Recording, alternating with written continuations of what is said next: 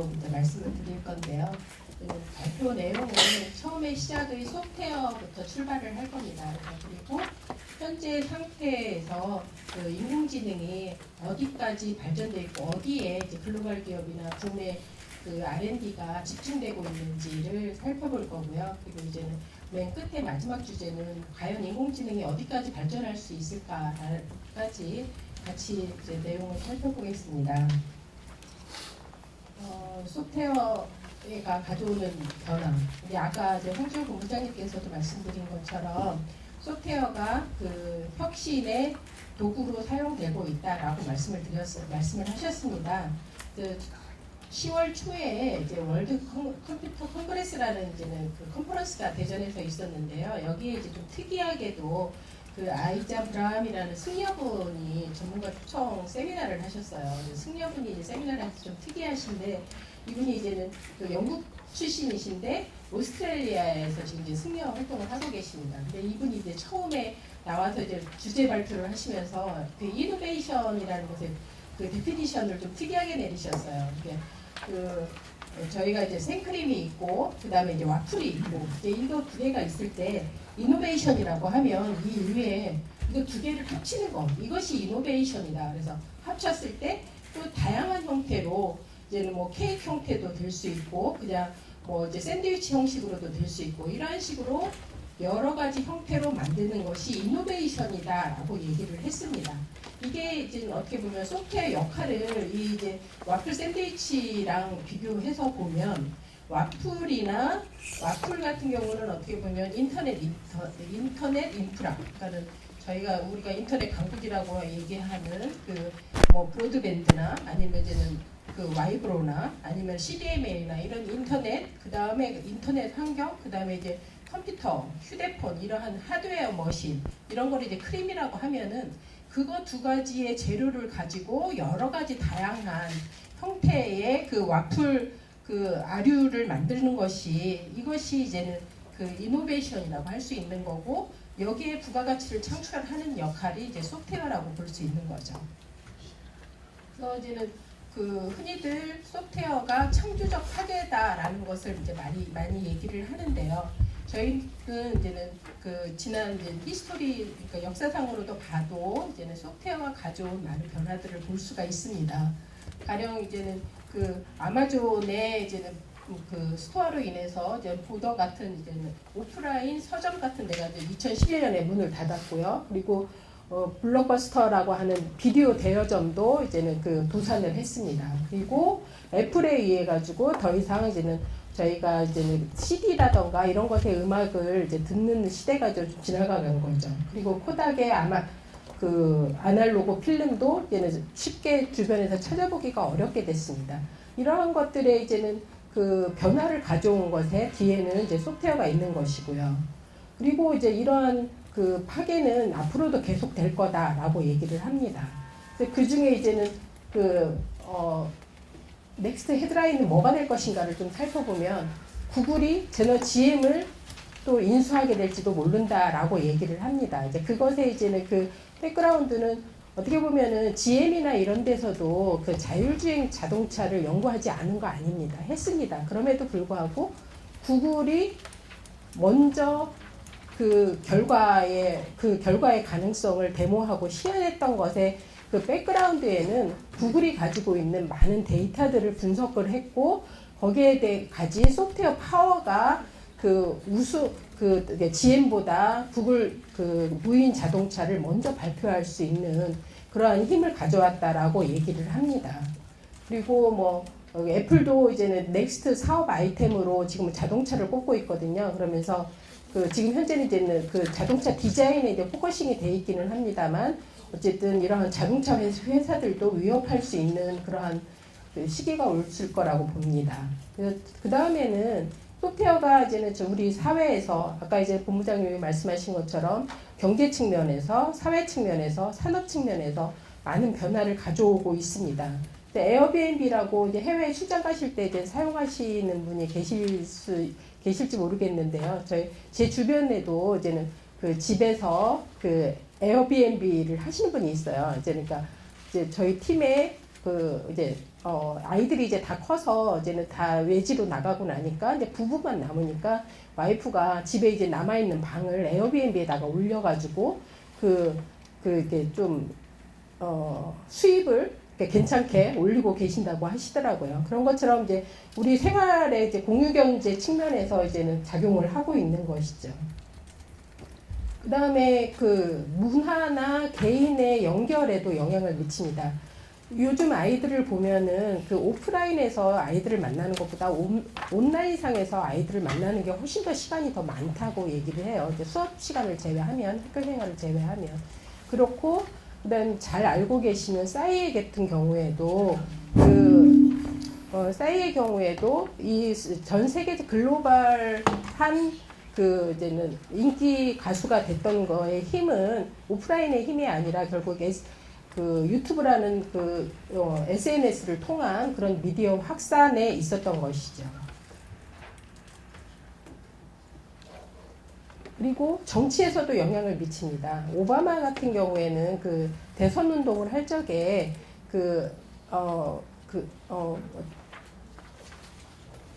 지원자들의 다 개개인의 성향이라던가 어떤 이제는 관심사라던가 이런 것들을 다 분석을 했다라고 그래요. 그래서 이제는 메일을 보낼 때 단순한 홍보성 메일이 아니라 각 개인의 이제는 지원자들의 어떤 성향에 맞춰서 메일을 보내고 이제는 마치 이제는 개인을 아는 것처럼 이렇게 이제는 인터페이스를 하는 것이냐 메일을 이렇게 그룹핑해서 보냈다라고 합니다. 그래서 이제는 뭐 생일날 이렇게 이제는 학생들 이제 관련자들을 초청해서 이제는 생일 파티도 같이 하고 이러한 것이 이제는 정치에도 영향을 미치게 되는 것이죠.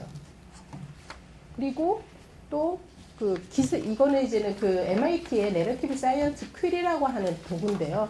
이 퀴리라는 도구는 기사를 자기가 써줍니다. 그래서 이제 인터넷상에서 이제 이거 같은 경우에는 이제는 US의 가령 지오그래피 저널인가요? 거기에서 이제 어떤 지역에 산 시몬이라고 하는 지역에 이제는 지진이 일어났다라고 하는 것을 사람보다 먼저 이제 퀴리라고 하는 도구가 인터넷에서 찾아서 이제 기사화를 하고 기사를 작성해서 제공해주는, 그러니까는 소프트웨어가 대신한 케이스가 되는 거죠.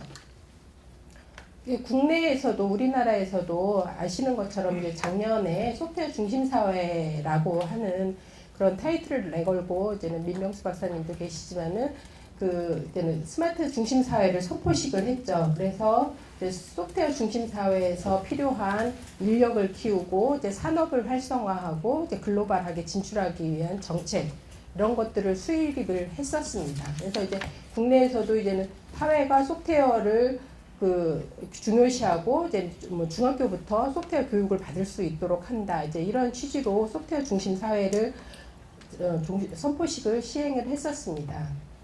그래서 미국에서 보면 이제는 벤처 캐피탈의 이제 투자 동향이 좀 나오는데요. 여기에서 보시면 소프트웨어가 이제 다른 분야보다 이제 월등히 한 40%에서 50% 사이 정도까지 투자 비율이 됩니다. 이제 그거는 그리고 이제는 특히나도 이제 지역적으로 보면은 실리콘밸리 같은 경우는 50% 이상이 소프트웨어입니다. 그러니까 미국 전체로 봐도 이제는 한 47%, 43%에서 47%가 소프트웨어지만 특히나 실리콘밸리는 53%까지 올라갑니다. 소프트웨어에 대한 투자 비용이.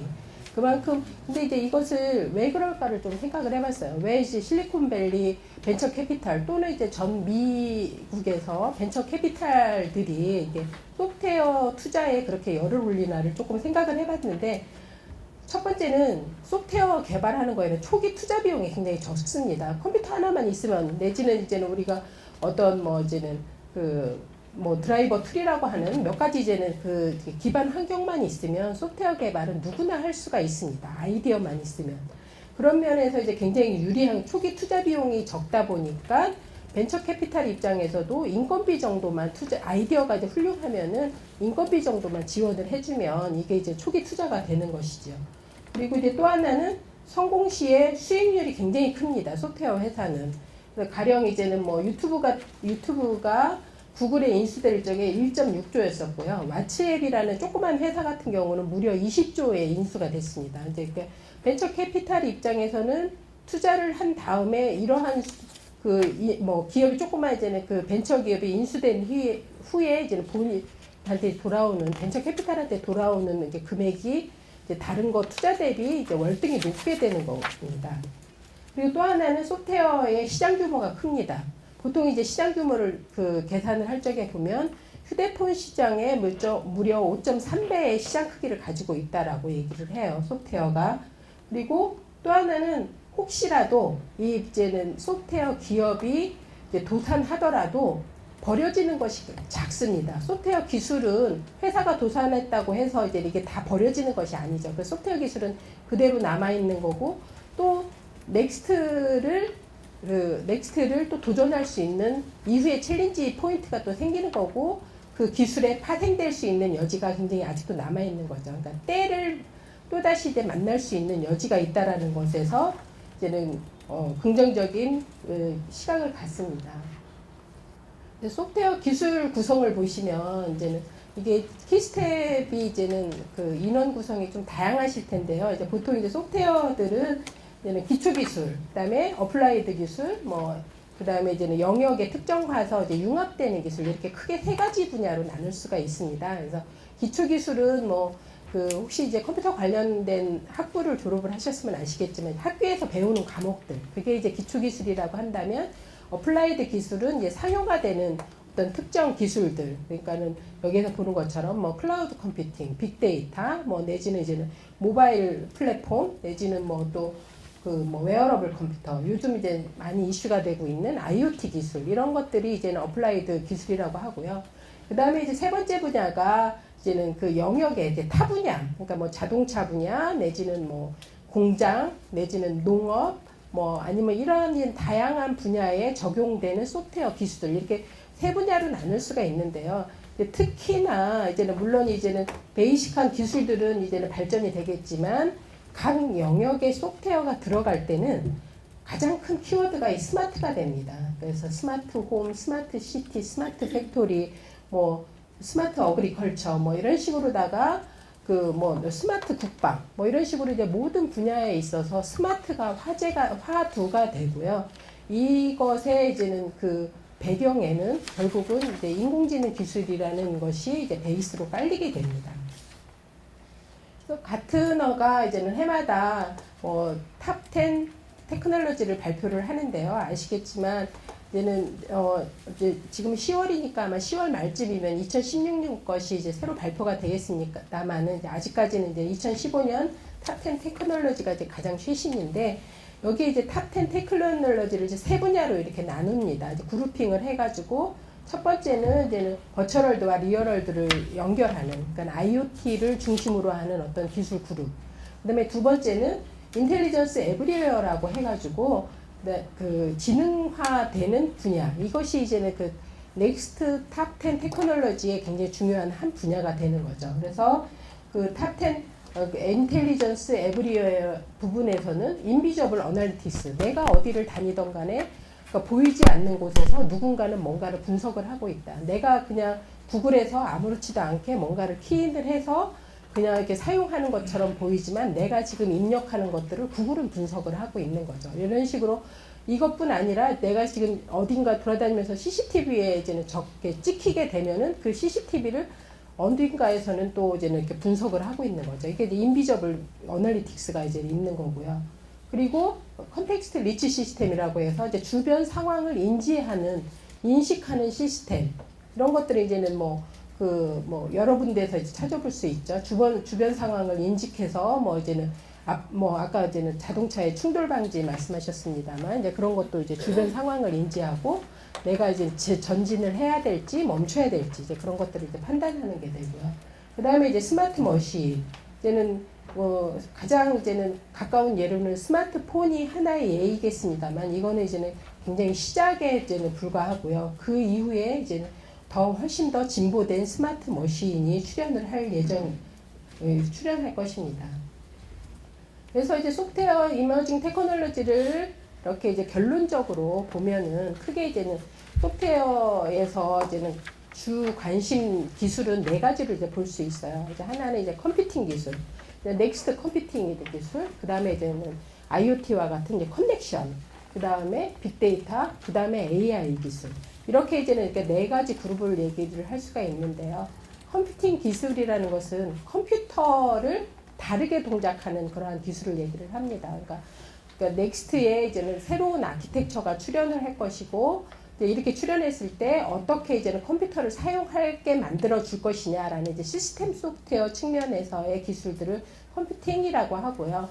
그 다음에 이제는 이제 서로 이제는 상호간에 이제는 연결해 주는 것이 지금과는 이제는 앞으로는 기계하고 기계하고 사람과 사람을 연결해 주는 그런 이제 커넥션에 대한 이슈가 있을 것입니다.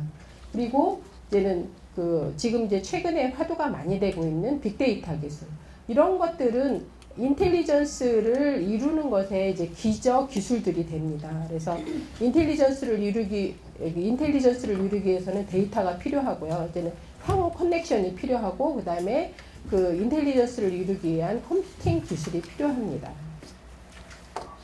그래서 이제는 소프트웨어에 대한 이제 주제를 여기까지 하고요. 이제 그 다음은 인공지능 자체에 대한 이제는 기술 내용을 조금 말씀을 드릴 텐데, 인공지능의 이제는 현황으로 보면 여기까지는 이제는 현재 에지 위주로 최근에 이제 이슈가 되고 있는 현재 시점의 과제 최대 관심사에 대해서 주로 이야기를 하겠습니다. 지능은 이제는 지능은 다 아시죠? 다 아시는 것처럼 이제는 어떤 문제가 있으면 이거를 이제는 해결하는 능력을 이제 지능이라고 하는데, 하워드 가드너는 이제 그 지능을 이제 단순화하지 않고 이제 8가지로 나눕니다. 그래서 이제는 언어 지능, 공간 지능, 신체 지능, 그 다음에 자기 자신을 이해하는 지능, 또 남한테 이렇게 친화 지능, 이제는 그 다음에 음악을 잘하는 지능, 이런 것들에 이제 8가지 지능으로 나누고 있는데요. 이제는 그 중에서도 지금 컴퓨터로 가장 접근하기 쉬운 기술들이 언어지능과 시각지능입니다. 그래서 최근에 이슈화되고 있는 딥러닝에 포커싱하고 있는 부분도 이 언어지능과 시각지능에 있고요. 그 다음에 이제는 조금 이제 컴퓨터로 이제 넥스트로 이제 도전할 거다라고 이제 생각되는 부분이 이제 공간지능, 그 다음에 음악지능, 신체지능, 그 다음에 논리지능, 이런 것들은 이제 넥스트 스텝에서 아마 이제 컴퓨터로 어프로치를 할 거라고 생각을 하고, 그 다음에는 이제는 마지막으로 남아있는 게 약간 이제 인간성에 관련된 거죠. 이제는 사람과 이제 어떻게 보면 이제 인간 친화지능도 이제는 일본의 이제 페퍼 같은 경우, 얼마 전에 이제 발표한 페퍼 같은 경우는 상대방의 감정을 인지하고 이제 표정 같은 거를 보고 왜 화난 일 있어? 이런 식의 질문을 하거든요. 그거는 이제는 어떻게 보면 사람이 가지고 있는 친화지능을 조금 이제는 이렇게 감성적으로 이제는 조금 이제 흉내를 내고 있는 그런 것들이죠. 그럼 이제 끝까지 이제 남을 거는 아마 이제 자기 성찰지능, 저거는 이제는 아마도 머시인이 이제는 따라잡지 못할 거다라고 얘기를 하는데, 우리가 이제는 영화상에 보는 로봇이 아일 로봇이나 이런 데서 보면 자기 성찰지능이 있잖아요. 자기에 대해서 번뇌를 하잖아요. 그러니까 내가 내 존재 가치에 대해서 이렇게 혼란을 느끼고 이런 그런 자기 성찰지능을 갖잖아요. 이제 그 부분까지는 저는 잘 모르겠습니다.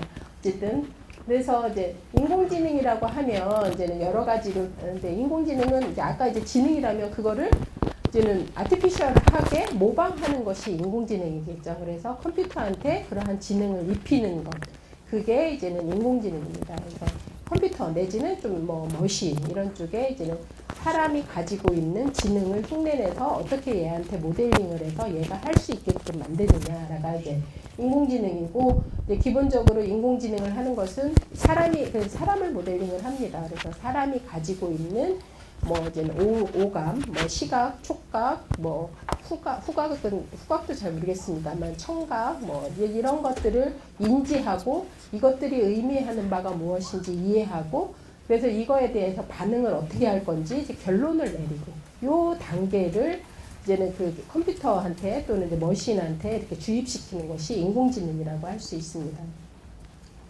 그 다음에 이제 인공지능은 사실은 이제 역사가 굉장히 오래됐어요. 컴퓨터를 처음 이제 컴퓨터 개념을 만든 이제 50년대부터 시작해서 이제 이제 저 튜링 테스트를 아직도 이제 유효한 것으로 보거든요. 그래서 이제 1950년대에 이제는 이제 튜링 테스트라는 것을 이제는 제안을 합니다. 이제 저거는 의미가 뭐냐면은 이제는 머신이 하고 이제 이렇게 사람이 1대1로 대화를 해서 사람이 얘가 기계인지 인지를 하지 못하는 비율이 30%가 넘으면 이거는 이제는 사람을 닮은 것으로 이제는 인지한다. 네, 튜링 테스트에 패스하는 것이다라고 이제는 튜링 테스트를 이제 디파인을 합니다.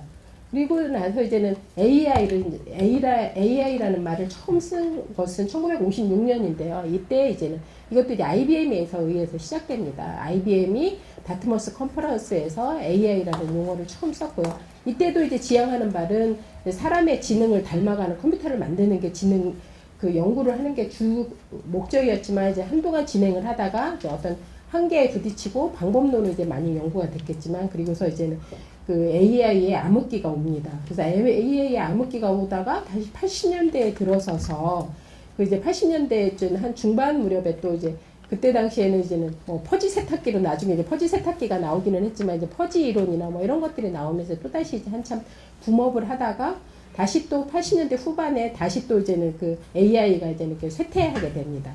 그러다가 이제는 이제 이러한 구간을 이제 반복적으로 얘기를 하면서 이제는 그 사람들은 이제 AI의 10년 주기설을 얘기를 해요. 10년마다 한 번씩 이슈화가 된다. 뭐 이런 식으로 이제 얘기를 하고 있는데 그러다가 이제 다시 이제 최근 지금 현재 상태 이제는 아니구나 2097년에 IBM의 딥블루 같은 경우는 체스 경기였어요. 그래서 이제는 그 컴퓨터하고 사람하고 체스 경기를 둬서 컴퓨터가 이겼습니다. 이때는 이제 IBM 같은 경우는 이제 어프로치가 보면 이제 슈퍼컴퓨터하고 이 지능하고를 항상 이렇게 같이 발표를 해요. 저때 이제 딥블루에서도 자기네 슈퍼컴퓨터에 이제 그 체스 경기를 하는 프로 소프트웨어를 입혀가지고 이제 한 거고요.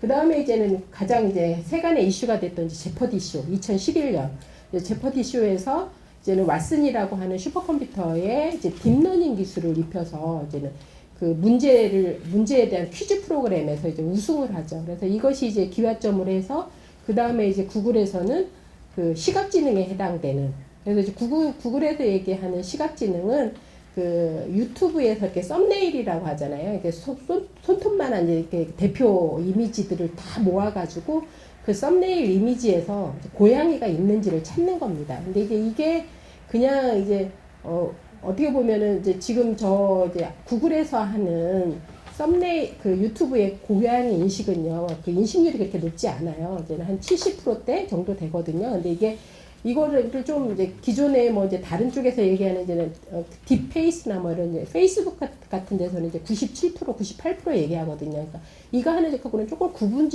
지셔야 되는 게 구글이 어프로치하는 방법은 언슈퍼바이즈드 러닝이에요. 그러니까 얘가 고양이다, 얘가 뭐 그 사람이다 이런 거를 알려주지 않는 상태에서 얘가 학습을 해서 이제 고양이를 분류해내는 겁니다. 이제 그렇기 때문에 그거는 한 70%만 이제는 그 인식을 해도 굉장히 놀랍다라고 얘기를 하는 거고요. 페이스북에 이제는 그 얼굴 인식 프로그래밍 같은 경우는 이제 얼굴인데를 이제는 다 이제는 알려주면서 학습을 시키는 그런 슈퍼바이즈드 러닝이에요. 그래서 그거하고 두 개는 이제는 어쨌든 구분을 하셔야 되고 그리고 2014년에 그 영국에서 이제 유진이라는 로봇을 하나 만들어서 튜링 테스트에 성공을 했다라고 이제 드디어 발표를 합니다. 그래서 이제 이때 근데 이제 이것도 이제 문제가 좀 많이 이제 이렇게 설왕설래하는 것이 이때 그 유진에서는 전제 조건을 달았어요. 그러니까 비영어권의 13세 소년이다. 그래서 우크라이나 소년이다. 이렇게 이제는 미리 가설 설정을 하고서 시작을 한 겁니다. 그러다 보니까는 이제 그러고 나서 이제 일반인들한테 이렇게 대화를 시켜가지고 얘가 이제 로봇인지 진짜 사람인지 상대가 이제는 30% 이상이 얘는 그냥 사람이다라고 이제는 얘기를 했다는 거죠. 그래서 이제 자기네들이 튜링 테스트에 성공했다라고 발표를 했는데 이거에 이제는 그 커즈와일이라고 하는 나중에 이제 좀 나올 소개가 됩니다만 이제 레즈 커즈와일이라는 사람이 이건 좀 이제 말도 안 되는 얘기다. 이제 그렇게 이제 가설을 세운 것 자체가 좀 이게 맞지 않는 거고 그 이제는 이렇게 이제 튜링 테스트가 성공하는 거는 2020년 후반 정도가 될 것이다라고 얘기를 합니다. 그리고 이제 최근에 이슈가 되는 게 바로 딥러닝입니다. 이제 딥러닝 기술은 아까 얘기했던 IBM 왓슨에서 사용했던 것도 딥러닝이고요. 그다음에 이제는 그 구글이 이제 고양이를 인식했다라는 것도 딥러닝입니다. 그래서 딥러닝이라고 하는 것은 그 이전에 보면은 그 기계학습이라는 게 있는데 이게 인공지능 책을 이렇게 보면은 거의 기계학습 방법론을 좀 소개하는 것들이 대부분이거든요. 그래서 그 기계학습 방법론 중에 쭉 가다 보면 뉴럴 네트워크라고 하는 것이 있는데 이 뉴럴 네트워크라는 것을 굉장히 이제 뎁스를 많이 주는 것이 딥러닝입니다. 그래서 보통은 얘는 그냥 기계학습 이제 예전에 했던 방식은 뭐 2단계, 3단계 정도까지 이제 이렇게 뎁스를 뒀는데 딥러닝에서는 최소한 이제는 뭐 5단계 이상. 그러니까는 처음에 구글이 이제 고양이 인식했다라고 발표했을 때는 9단계였었고요. 최근에는 이제는 그 구글이 발표한 시스템 하나에서는 24단계까지 갔습니다. 이제 근데 이렇게 해서 이제 뎁스를 하나 올릴 때까지 이제 말이 쉬워서 이제 뎁스를 하나 올리는 거지 하나만 올려도 컴퓨팅 파워가 이제 기하급수적으로 필요한 그런 상황이 되거든요.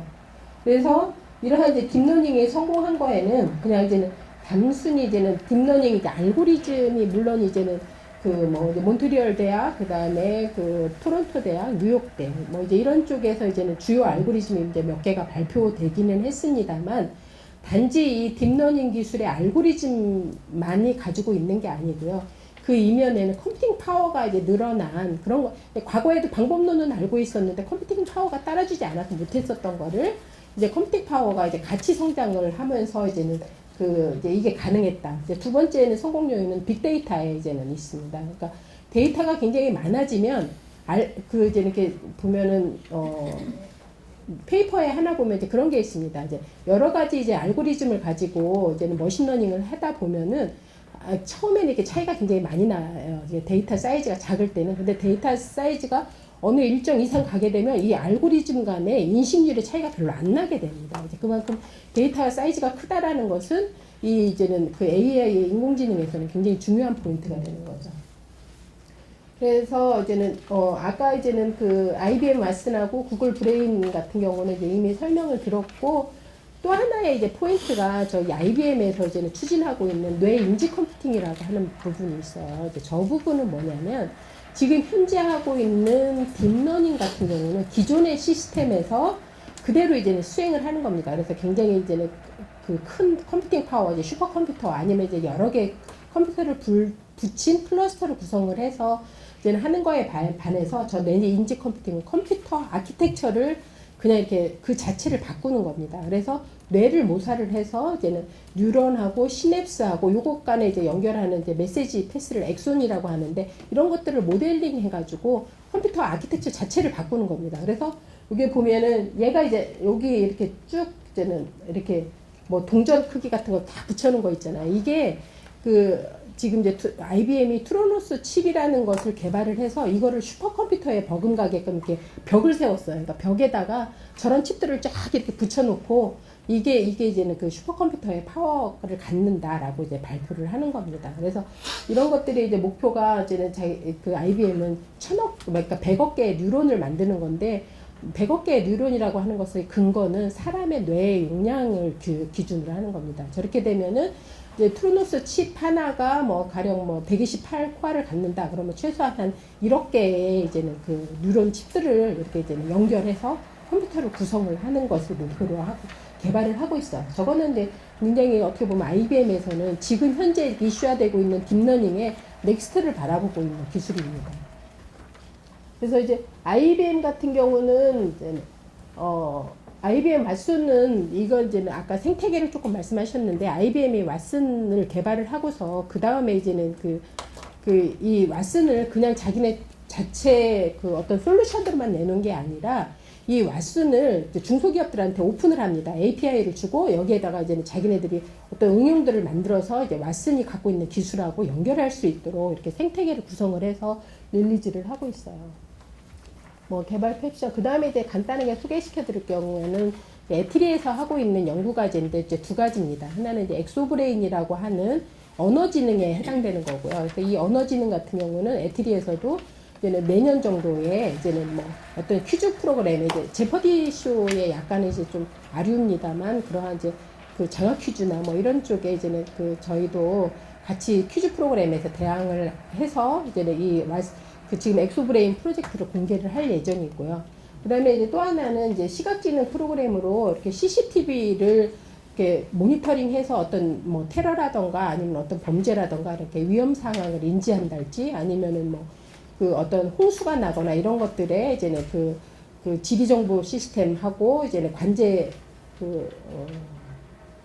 뭐 위성 영상 같은 거를 분석을 해서 파악을 한달지 이제 그런 것들까지 하는 이제 딥뷰 과제를 지금 추진을 하고 있고요. 이게 딥뷰 과제의 도전은 이제 세계 대회가 저렇게 이제 이미지 넷이라고 해가지고 어떤 이미지들 안에서 얘는 개구리다, 사람이다, 뭐 자전거다 이런 걸 구분해내는 얼마나 누가 많이 찾아내느냐를 이렇게 겨루는 경진대회가 있어요. 글로벌 대회가 이제 그런 거에 이제 저희도 참석을 할 예정입니다.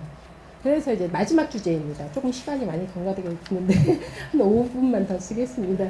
그래서 여기에서 보면 특이점이라는 것이 나와요. 이게 2045년이라고 타임지에 이제 쫙 소개가 되면서 이제 이슈화 됐던 건데 2045년에 싱귤레리티라고 표현하는 이 부분에서는요.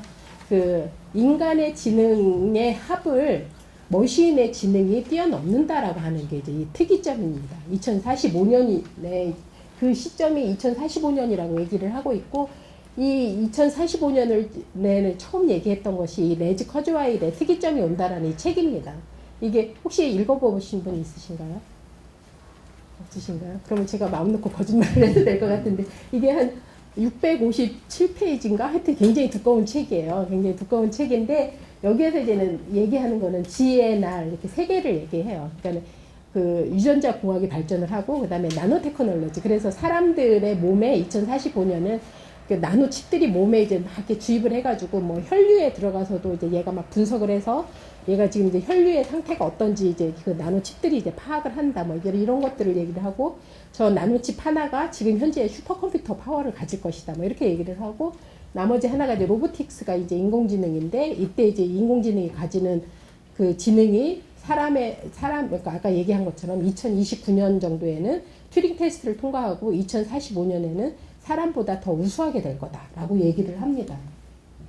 그래서 이제는 그 NHK에서 넥스트 월드 2045라는 다큐멘터리가 있어요. 이게 영상인데 이거 보시면은 좀 재밌는 것들이 여기에서를 보면 이제는 그 2045년이 되면 이 인공지능에서 어떤 그 세상이 올 것인가를 이렇게 막 그 다큐멘터리 형태로다가 제작을 해가지고 5부작으로도 발표를 했는데요. 여기에서 보면은 개인 비서가 이제 따라다니면서 뭐 내가 이 주인공이 뭐 이렇게 미팅을 나가면 오늘은 뭐 그 미팅에 성공할 확률이 높으니까 꼭 참석을 해라라던가 아니면은 뭐 어느 지점에 교통사고가 날 것 같으니까 차라리 5분 늦게 출발하라던가 뭐 이런 식의 이제는 그 개인 비서가 뭐 알려주기도 하고요. 그 다음에 콘서트장에 자기가 직접 못 가면은 아바타를 보내서 얘가 즐기게끔 하고 뭐 이런 식의 이제는 막 그 시나리오들이 나와요. 그리고 이제 또 하나는 그러면서 이제 아까 말씀하신 뭐 사생활 침해나 뭐 이제 인간이 자기결정권이 약화되는 거나 이런 문제점도 화두로 이제 제시를 합니다. 그래서 이제 기술은 이제 이러한 싱귤레러티를 향해서 가는 그 기술들은 보면은 아까 이제는 IBM이 그 뇌인지 컴퓨팅과 같이 어떤 뇌를 모사해서 만드는 새로운 형태의 컴퓨터, 그 다음에 사람의 기능을 이렇게 의족, 의수 같은 거를 요즘에 이렇게 이제 신경조직 연결해서 만들고 하잖아요. 그렇게 이제는 사람의 신경과 연결되는 그런 신체를 대신하는 기술. 그 다음에 뇌 사고 체계를 모사한 어떤 이제는 그 소프트웨어 기술. 그 다음에 사람을 대신해서 응용들, 사람을 대신하는 요리사, 뭐 이제는 사람을 대신하는 운전, 뭐 이런 식들의 이제 응용들, 이런 형태로다가 그 기술들이 발전을 할 거고요. 여기에 이제 간단하게 뭐 사람을 보조 대신하는 응용을 쭉 예를 든 게 이제 아까 얘기한 개인 비서. 그 다음에 IBM 같은 경우는 그 셰프, 왓슨 셰프라고 하는 것을 개발을 했었어요. 앱을 만들었어요. 저게 자기 취향을 좀 만들어주면은 레시피를 이제 만들어줘요. 그래서 이제는 리조또를 하나 만들었는데 세상에 없는 리조또를 하나 이제 새롭게 이제 만들어가지고 주는 그런 그 다음에 사람을 대신해서 이제는 지금 자율주행 자동차 나온 것처럼 앞으로는 드론이나 아니면 전투기까지 이제는 그 파생이 될 거다라고 얘기를 하고 있습니다. 그 다음에 이제는 그 인공지능을 보는 시각이 보면 좀 다양한데 스티븐 호킹이나 뭐 빌 게이츠 이런 사람들은 굉장히 부정적으로 얘기를 해요. 우리가 인공지능에 의해서 이제는 인간이 파멸될지도 모른다라는 이제 그런 우려를 가지고 보는 시각이 있고, 그 다음에 인류 멸망 보고서라는 영화에서도 보면은 이제는 저희 로봇이 이제 신이 되잖아요. 이제 이런 것들도 있고 이렇게 이제 부정적인 시간이 있는 것 같가 하면 같은 MS인데도 에릭 호르비츠 같은 경우는 이거를 이제는 뭐 긍정적으로 본다라기보다는 이것을 타겟으로 우리가 이런 것들을 준비해야 됩니다라고 이제는 향후 100년을 가지고 이런 프로젝트를 진행해야 됩니다라고 하는 것들이 쭉 있습니다. 그래서 당연히 기술 개발도 이제 해야 되고, 그다음에 이제 사생활 침해에 대해서 어떻게 대응할 것인가, 그다음에 이제 인공지능이 뭔가 잘못 판단해서 이제는 뭔가 문제가 됐을 때 이 법률 책임은 어떻게 물릴 것인가, 이런 식으로 이제 인문학적인 거, 그다음에 이제는 뭐 기술적인 거, 이런 것들을 이제 다양하게 이제는 해야 될 가이드라인을 만들어야 된다라고 얘기를 하고 있는 사람도 있습니다.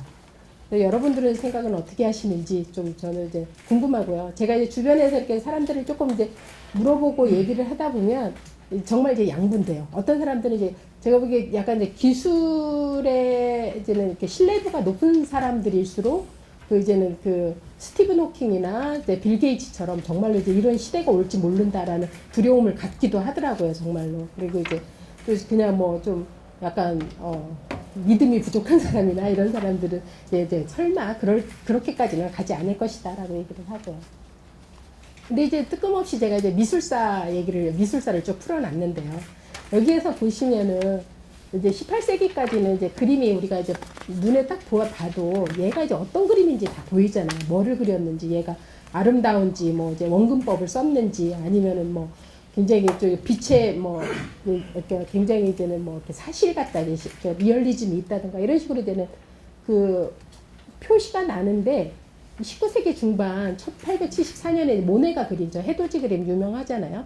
저 그림부터 이제 그림들이 좀 망가지기 시작합니다. 그래서 뭐 저기 뭐 이제 피카소의 게르니카는 이제는 아름다움이라고는 이제 도저히 없는데, 이제 어떤 미술 평론가들은 뭐 사람은 두 종류로 나눈다. 게르니카를 본 사람과 게르니카를 보지 않은 사람, 이렇게를 얘기할 정도로 저거 작품 하나 보는 것에 굉장히 이렇게 이렇게 중요성을 부과하는 사람도 있고, 저렇게 막 물감 뿌려놓은 것 같이 이제 애들 장난처럼 해놓은 것도 굉장히 가치 있는, 지금 이제 최고가를 이제는 호가하는 거고요. 어떤 사람은 또 뭐 병기 하나 갖다 놓고 저거를 샘이다라고 하는 그런 이렇게 막 이렇게 샘이라고 막 우기는 그런 예술가들도 있습니다. 근데 이게 저 해돋이, 모네의 해돋이가 나오는 저 시점에서의 기술에 어떤 변화가 있었냐를 보면은요, 1855년에 그 카메라에 건식 카메라가 나옵니다. 그래서 저 때부터 사람들이 카메라를 이제 휴대를 할 수가 있게 됐어요. 그러면서 더 이상 똑같은 그림을 그리는 게 의미가 없습니다. 그러니까 그 이전까지 그림은 얼마나 생동감 있게, 얼마나 이제 사람처럼 잘 그렸냐가, 사람이 보는 것처럼 잘 그렸냐가 화두라면, 그 이후는 더 이상 그렇게 이제 잘 그리는 그림이 별로 그렇게 왜냐하면 아무리 인간이 잘 그려도 사진처럼 잘 그릴 수가 없거든요. 제가 보기에 인공지능이 가지는 어떤 의미도 여기에 비견되는 것 같아요. 그러니까 제가 아까 간담회 때 조금 말씀을 드렸습니다만, 인공지능으로 인해서 더 이상, 그러니까 산업혁명은 그 블루칼라들의 이제는 노동력을 좀 이렇게 뺏어갔다면은, 인공지능은 화이트 칼라들의 노동력을 뺏어갈 기술인 거죠. 그러니까 더 이상 자기 지식을 자랑하는 것은 의미가 없어지는 거가 되는 건가요?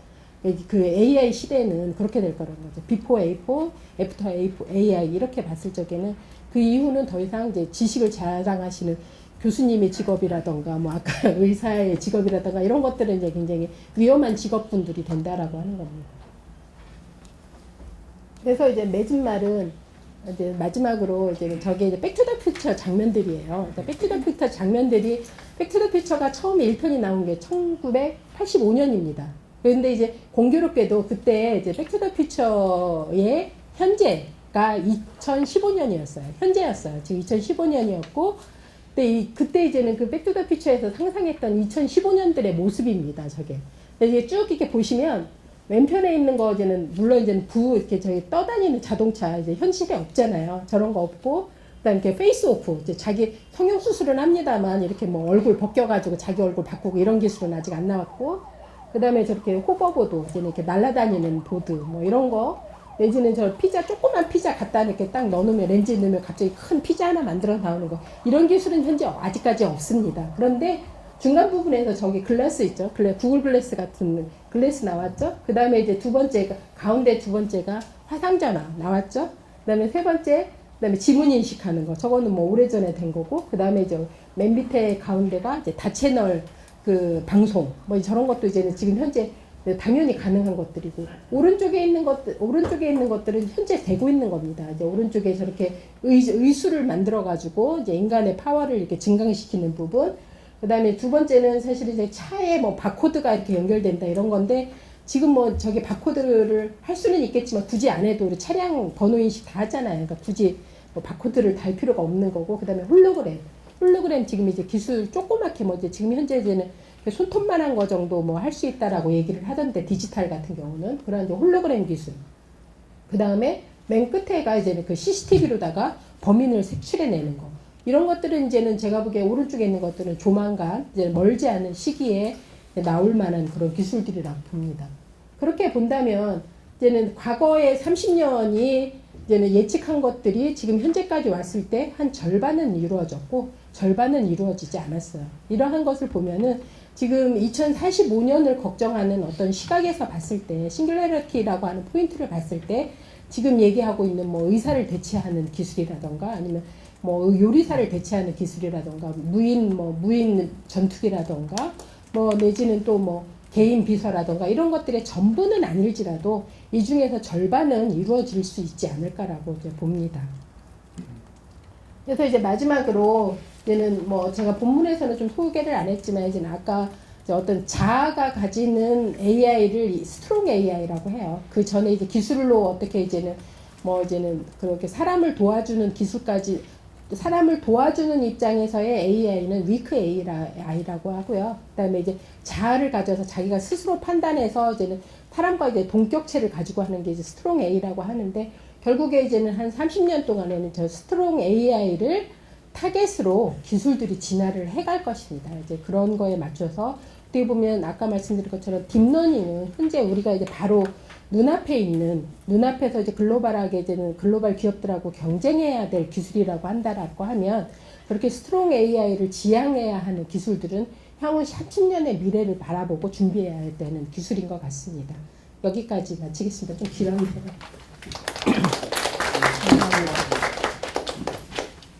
여러 가지로 뭐 소개해야 될 그런 내용들이 굉장히 많은 것 같습니다. 이 소프트웨어가 변화시키는 미래의 모습을 보여주셨고 너무 감사드리고요. 아까 이제 발표하는 그 중간 장표에서 이런 인공지능 발전에 대한 우려를 표하는 시각이 있음을 우리 발표자께서도 잘 인지하고 계시는 것 같습니다. 그래서 저는 약간 이제 인문사회적인 관점에서 봤을 때 이러한 우려를 고찰하면서 그래도 이제 이 인공지능의 산업화와 성공을 해야 될 텐데 이렇게 하기 위해서는 기술 그 자체의 혁신도 필요하지만 기술 개발의 외적인 측면에 고려도 필요할 것이라는 것을 좀 말씀드리고 싶습니다. 그래서 우선 첫 번째는 그 인공지능으로 인해서 부가가치가 창출됐을 때 그 창출에 있어서의 분배 정의가 실현되겠다는 게 첫 번째고요. 두 번째는 인공지능을 바라보는 인문사회 과학에 대한 이해와 인문과 소통할 수 있는 그런 체계가 필요하다. 세 번째는 인공지능을 이해하고 전략적으로 활용할 수 있는 기업체 내의 그 경영 전문가의 육성이 필요하다. 이 세 가지를 말씀드리고 싶습니다. 우선 첫째로 그 인공지능 기술로 인해서 경제적인 이익의 대상을 그 인공지능 기술을 경쟁자로 볼 수밖에 없는 아까 언급하신 여러 화이트 컬러도 있는데 그 사람들에게도 이 인공지능 개발의 경제적인 이익이 같이 쉐어될 수 있는 구조를 만들어야 된다는 것이죠. 그래서 이제 인공지능 하면 좀 이해가 어려울 수 있으니까 인공지능의 활용을 가장 많이 할 수 있는 도메인인 로봇 분야로 조금 예를 들어서 말씀드리겠습니다. 로봇은 여러분 잘 아시는 대로 인간에게 유용하기도 하면서도 그들의 일자리를 뺏을 수도 있는 그런 존재라는 것으로 두려움으로 그려지기도 합니다. 일례로 그 일의 미래의 저자인 그랜튼 교수는 그 생산직, 노무직, 단순 사무직뿐만 아니라 의사에 이르기까지 로봇으로 대체될 것을 예고하고 있습니다. 미국 NPR에서도 전문가 조사를 통해서 텔레마케터라든지 은행원, 심판 등 많은 직종들이 거의 95%의 확실성을 가지고 20년 안에 로봇으로 대체될 것이라고 예언했습니다. 이러한 경우 이제 로봇에 장착될 고도의 인공지능은 그 분배 정의에 심각한 도전이 될지도 모르게 되겠습니다. 이러한 걱정의 핵심에는 소위 이른바 말하는 그 로봇 통제권의 획일성이라고 하는 문제가 자리 잡고 있습니다. 그 무슨 말이냐면 로봇 통제권이라는 것은 로봇을 소유하고 로봇을 통해서 이익을 창출할 수 있는 권한을 말하는데 이런 그 로봇 통제권이 노동자라든가 스텝 있는 사람에 있는 것이 아니라 고용인들이 갖고 있다는 사업주가 갖고 있다는 그런 예상입니다. 심지어는 이제 로봇을 통해서도 결국은 이런 기계와 자동화가 노동자들의 부에 긍정적인 영향을 줄 것이라고 하는 낙관론을 하는 사람들조차도 기본 가정은 뭐냐면 이 로봇 통제권은 고용인한테 있다는 가정을 하고 있습니다. 그래서 이런 가정을 비틀어서 로봇 통제권을 일반 사람들 함께 공유할 수 있는 그런 크라우드 비즈니스라고 하는 아이디어를 생각해 볼 필요가 있겠습니다. 이 크라우드 비즈니스라고 하는 것은 그 일반 대중이 자신의 일을 대신해 줄 수 있는 로봇을 그 사람이 소유하게 하는 겁니다. 그리고 본인이 할 일을 로봇에게 하게 하고 그 로봇을 통해서 발생하는 부가가치를 소유주만 100% 향유하는 것이 아니라 그 로봇을 소유한 그 화이트 컬러가 함께 공유하는 그래서 이제 그 많은 크라우드가 결국 이제 자기가 갖고 있는 어떤 전문적인 영역이라든가 이런 것들의 일부를 로봇에게 일을 시켜서 그 이익을 이제 소유주와 함께 공유하는 그런 새로운 형태의 비즈니스 모델이 되겠습니다. 이러한 형태의 그 비즈니스가 앞으로 정착이 되겠다 하는 것이고요. 두 번째는 이제 인공지능에 인문 사회를 입혀야 된다는 주장입니다. 그 인공지능을 바라보는 인문과학자들의 시선은 상당히 신중한 편입니다. 학습할 데이터에 노출될지도 모르는 사생활 보호 문제라든가 오작동으로 인한 사회 혼란 문제 이런 것은 이제 자주 등장하는 걱정거리라고 볼 수 있겠습니다.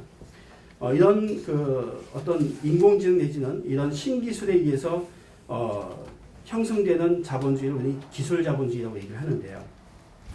엘빈 커넌 같은 사람들은 기술 자본주의가 어쩔 수 없다고 체념하는 스타일의 사람들입니다. 그래서 이런 기술 자본주의 힘을 기정사실화하려고 하는 사람들도 있지만 기리타니 고진이라는 사람은 이런 것을 성찰하고 기술 자본주의마저도 어떤 변화가 가능한 가능태라고 보고 그래서 거부하거나 조정하려고 하는 시각도 여전히 존재합니다. 중요한 것은 뭐냐면 현재 이런 인공지능이나 이런 것을 개발해서 이런 걸 통해서 어떤 사업을 하려고 하시는 분들이 이 현재 시대에 이런 엘빈 커널과 같은 사람들과 기리타니 고진과 같은 사람들의 그 긴장이 현재 존재하고 있다는 사실을 잘 인식하는 상태에서 산업화를 추진해야 된다는 말씀을 드릴 수 있겠습니다. 기업은 그 엘빈 토플러가 얘기한 그 에코스파즘, 즉 그 사회의 파생적이고 파행적이고 가속적인 변동에 인해서 발작적인 경제위기가 올 수 있다고 하는 그런 경고를 조심해야 됩니다. 자칫 인공지능의 적용이 예측하지 못한 사회적인 파행을 부를 수 있고 이에 따라서 예측 불가한 사회 변동이 일어날 때 한순간에 IT 산업을 위기로 몰아넣을 수 있음을 인문학이 현재 경고하고 있습니다. 이것이 바로 서로의 이야기를 자주 들을 수 있는 그런 소통의 장이 잘 만들어져야 하는 이유입니다. 인공지능으로 펼쳐질 것 같은 미래사회와 인문사회에서 소망하고 있는 펼쳐져야 할 미래사회와의 불일치가 있다는 것이고 이런 것에 대한 고뇌와 소망이 있다는 것을 잘 인지한 상태에서 인공지능의 구축과 운영이 이루어져야 된다고 볼 수 있겠습니다. 마지막 세 번째는 이런 인공지능을 적절하고 바르게 사용할 줄 아는 경영자라든가 사업가를 양성할 수 있는 전문 과정이 필요하다는 것입니다. 기존의 기술 경영 과정에서는 특별한 기술을 배우지 못합니다. 또한 인공지능을 기술을 알고 있는 기업인들은 이런 인공지능 기술을 어떻게 하면 그 기업에 전략적으로 활용할 수 있을 것인가에 대한 경험이 많이 부족한 실정입니다.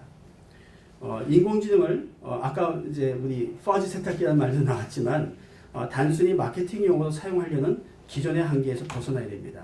이러기 위해서는 이런 그 인공지능의 전략적 활용에 대한 그런 재교육하는 과정이 필요하며 이것은 최근 관심이 많고 시행되고 있는 빅데이터 경영 MBA와 결합시켜서 운영하는 것을 생각해 보기 합니다. 현존하는 그 빅데이터 경영 MBA에서는 데이터를 수집하고 시각화하며 데이터를 활용한 분석과 예측, 텍스트 마이닝, 데이터 마이닝 같은 것들이 그 교육 내용의 주를 이루고 있습니다.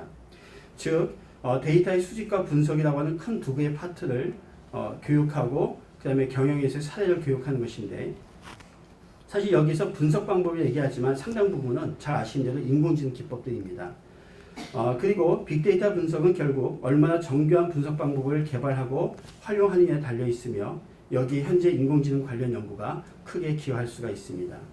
하지만 기업 현장에서는 아직 이것을 활발하게 도입할 수 있는 준비가 되어 있지 않습니다. 결국 인공지능 기반 산업의 활성화는 인공지능 도입의 의사결정자인 경영자에 대한 교육에 달려있다고 볼 수 있겠습니다. 이에 인공지능 경영 MBA라고 하는 가칭, 이런 운영을 위한 준비도 같이 해야 될 것이라는 것을 제안하고 싶습니다. 네, 이상 말씀드렸습니다. 네, 고맙습니다. 권문 교수님께서는 인문 사회적 관점에서 그걸 어떤 형태로 조합을 해서 빨리 이 산업화 쪽이나 뭐 결합을 시키느냐, 이제 그게 핵심인 것 같다는 생각이 듭니다.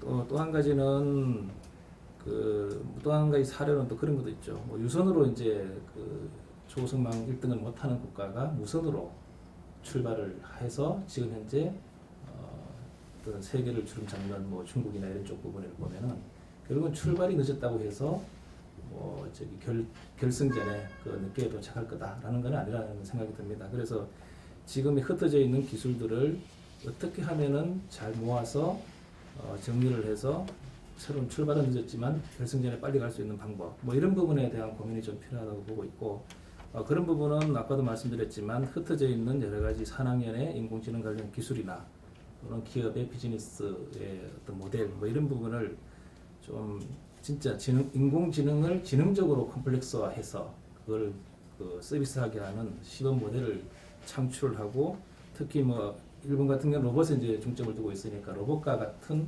어떤 매개체를 하나 우리가 마련할 필요가 있다라는 생각이 듭니다. 재난도 그렇고 교통도 그렇고 뭐 여러 가지 상황이 있을 수 있는데, 그게 결국에 이제 국민들에게 피부로 와닿는 그 부분에 있어서 인공지능을 덮여서 성공을 하게 되면 돈을 벌 수 있다라는 부분이 이제 생태계 쪽으로 접근을 해줘야 될 것 같고요. 과연 이게 산업화가 가능할 것인가, 뭐 이런 부분도 이제 지금부터 고민을 할 필요가 있다고 보고 있습니다. 지금 대학이나 연구소에서도 작년하고 올해 들어서 인공지능 연구실이라는 부분이 많이 생기고, 이 인공지능 연구회라는 게 1985년도부터 시작했더라고요. 뭐 지금까지 이제 그동안의 노하우가 많이 쌓였을 겁니다. 뭐 그런 부분에 관련돼서 우리가 기업들이 비즈니스 모델을 어떻게 가져갈 것인가라는 부분에 대해서 정부나 또는 우리 공공기관에서 그 사례를 많이 발굴을 해가지고 제공해 주는 게 좀 필요하지 않나 하는 생각이 듭니다. 아까 이제 소프트웨어 얘기도 했지만, 소프트웨어에 진행을 입히면은 결국에는 인공지능이 되는 거거든요. 그런 측면에서 보면은 이 돈이 되는 모델을 얼마나 많이 찾아가지고 제공해 주느냐, 또 그것을 어떻게 지속적으로 성장하게 하느냐 하는 그런 부분이 좀 필요한 것 같고, 그 다음에 이제 뭐 키스텝에서도 볼 때 결론적으로는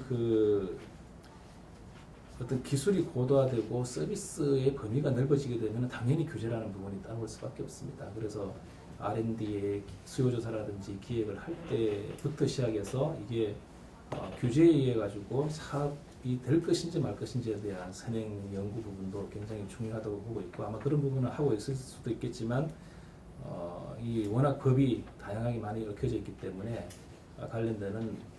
관련되는 그 전문가들하고 어떤 정기적인 교류나 이런 부분을 통해서 규제를 사전에 선행적으로 개선하는 부분, 뭐 이런 부분도 굉장히 중요하지 않나는 생각이 듭니다. 결국은 그게 풀어지면은 산업이 되면 이제 돈이 되고 인력들이나 기업들이 많이 올 수 있지 않을까.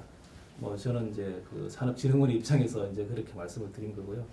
뭐 앞으로 아마 이 출발 늦었지만 하여튼 이게 협력을 해서 성공할 수 있는 모델을 찾는다 그러면은 미국이나 뭐 선진국에 뒤처지지 않는 그런 인공지능의 강국이 되지 않을까라는 생각이 듭니다. 이상.